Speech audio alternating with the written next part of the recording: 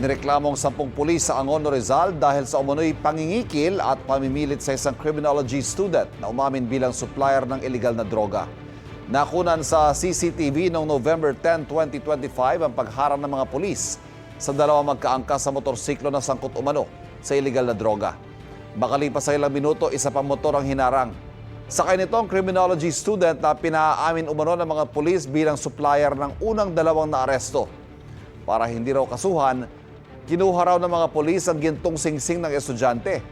Dinala siya sa presinto at hininga ng 50,000 piso. Pero kahit nagpadala na ng pera ang kapatid ng estudyante, hindi pa rin daw siya pinakawalan.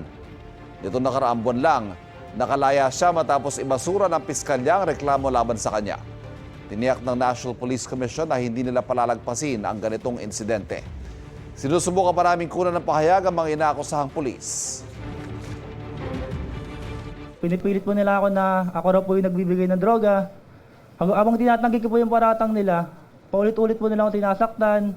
Hanggang sa dumating sa punto na susuputan na po yung ulo ko. Kaya napilitin pa akong aminin. The National Police Commission means business. We will put a stop to it. And we will teach these policemen the word accountability. We will teach these policemen the word justice.